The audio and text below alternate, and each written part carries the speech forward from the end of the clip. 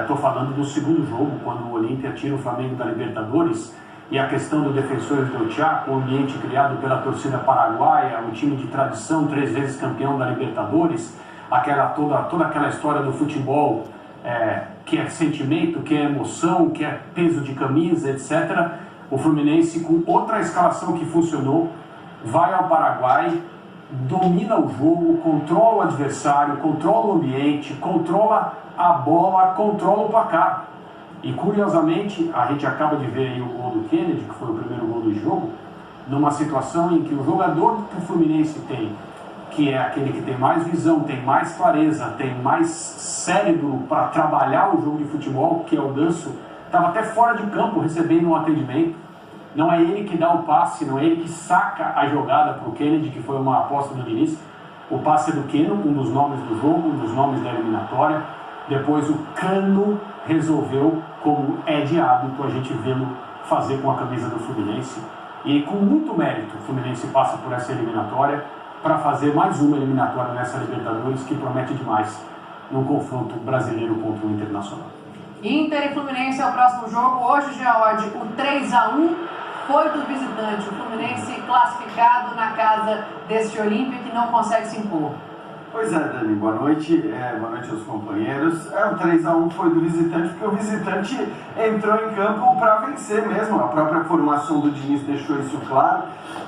Você pode até dizer, o Olímpia tentou se impor com aquilo que tem. E aquilo que o Olímpia tem não é exatamente a qualidade técnica, né? Tentou se impor com o ambiente no começo do jogo, com os cruzamentos, com as bolas aéreas. Foram 35 cruzamentos, 21 finalizações a gol do Olímpia. É verdade, o Olímpia finalizou 21 vezes, não é pouca coisa, mas 14 ou 15 dessas finalizações vieram justamente das bolas alçadas, das bolas aéreas.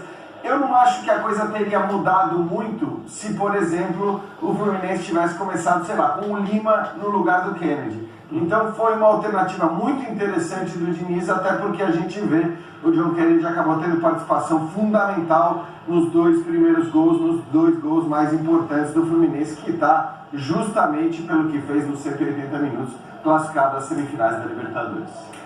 Ô Birner, até para te ouvir também, muita gente questionava antes da escalação a possibilidade de colocar um jogador com uma marcação mais forte, né? O Martinelli ou mesmo o Alexander correndo ali por fora, já que voltou há pouco tempo de lesão. A escalação do Diniz, ela se prova sólida também defensivamente para você, depois desse jogo fora de casa? Boa noite. Tudo bem, Dani? Boa noite a você, ao Pedro, ao André, ao Jean, aos fãs do esporte. Eu acho que com ambas as escalações o Diniz teria conseguindo a classificação como conseguiu, com tranquilidade, com imposição.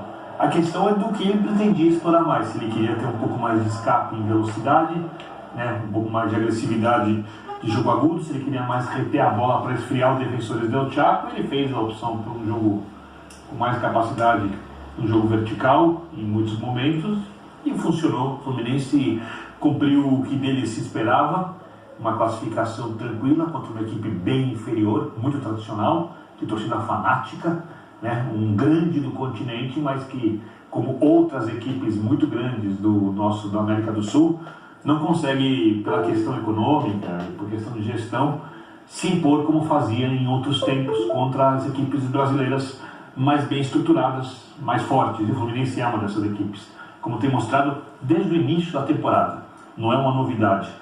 Como disse o Pedro, consolidação no trabalho do Diniz, que vai à semifinal, e a gente vai ter um jogaço, porque o Codé é um senhor técnico, o Diniz é um baita treinador, e aí vai ser um jogo com muitas ideias, talvez um jogo taticamente muito rico, e um jogo talvez mais aberto, mais solto do que a gente vai ver, por exemplo, no Palmeiras e Boca Juniors, que vai ser outro jogaço, né? Então a Libertadores na semifinal cresce muito, e tem que dar parabéns ao Fluminense, né, pela atuação, parabéns ao Fábio. Opa! Parabéns.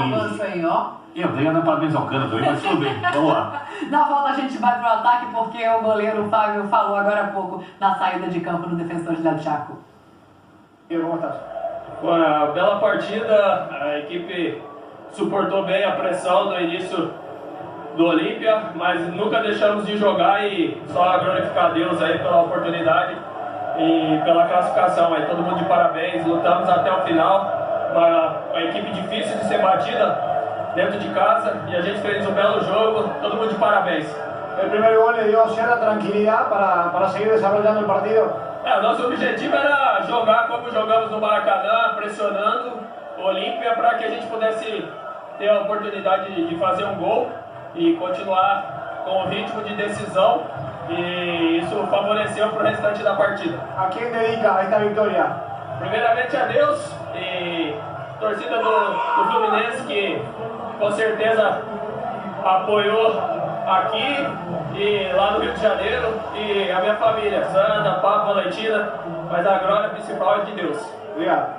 Tá aí o goleiro Fábio, declaração pós-jogo. Eu quero ir lá de novo pro Defensores del Chaco, porque Paulo Calçade, que estava na transmissão junto com Paulo Andrade, Zinho, Simon, chega agora aqui também para completar o linha de passe. Tudo bem, Calçade? As suas impressões daí de dentro do estádio. Boa noite para você, bem-vindo.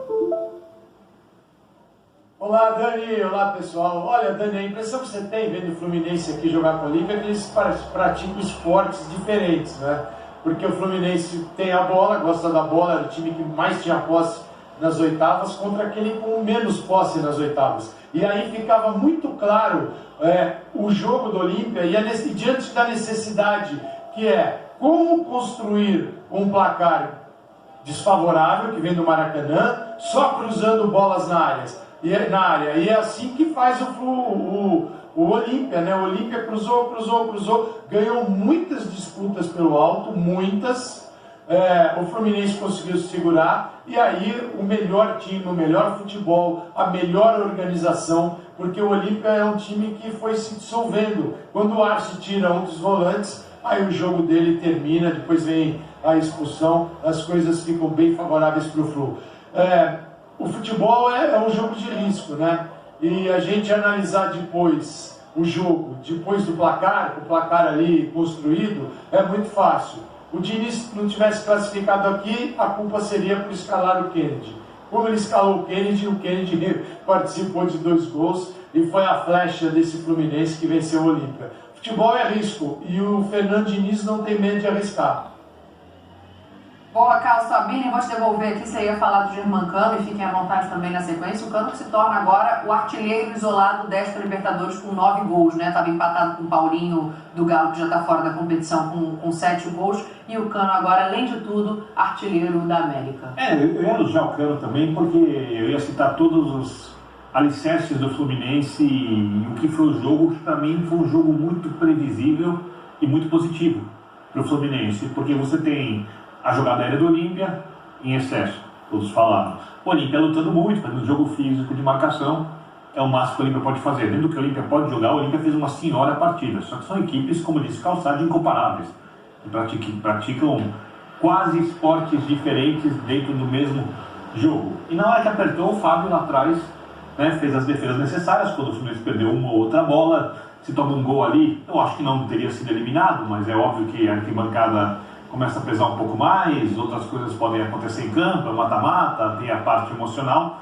E o Cano sempre bem posicionado, o artilheiro do Fluminense do ano, fazendo muitos gols decisivos para o trabalho do Diniz, que assim, é chover uma olhada, né? Eu sei que vai ter gente que ainda vai questionar, que ainda vai reclamar, porque fica o tempo inteiro esperando alguma coisa não funcionar na equipe para tentar diminuir o que é bom. Você pode não gostar, você pode ter alguma discordância sobre escalação ou sobre ideia de jogo, como por exemplo hoje não entrar, né, com o John Kennedy na partida, para ter um pouco mais de posse de bola, um pouco mais de capacidade de marcação, mas a gente notou que exatamente depois que o Olímpia tira o volante, como disse o Calçade, o time acabou. E aí sobrou muito espaço para o Fluminense. E isso era previsível que aconteceria se o Olímpia precisasse fazer gols em algum momento da partida de maneira desesperada, o famoso e antiquado tudo ou nada.